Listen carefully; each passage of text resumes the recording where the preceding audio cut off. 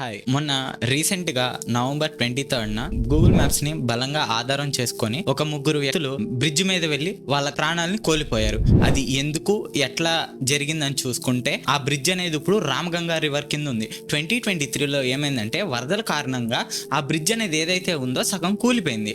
ఆ సగం కూలిపోవటం వల్ల అది ఇంకా గూగుల్ మ్యాప్స్ లో అప్డేట్ కాలేదు. వెంటనే వాళ్ళు ఆ బ్రిడ్జ్ మీద వెళ్ళటం వల్ల వాళ్ళు మరణించారు. ఇట్లాంటి యాక్సిడెంట్స్ ని మనం అరికట్టడానికి మేము మా టీం ఒక ప్రాజెక్ట్ ని బిల్డ్ చేసాము. సో ఆ ప్రాజెక్ట్ అనేది ఏంటంటే మన రోడ్డు మీద పెద్ద పెద్ద గుంటల్ని చూసి మనకి బజర్ ద్వారా అలర్ట్ ఇచ్చిద్ది.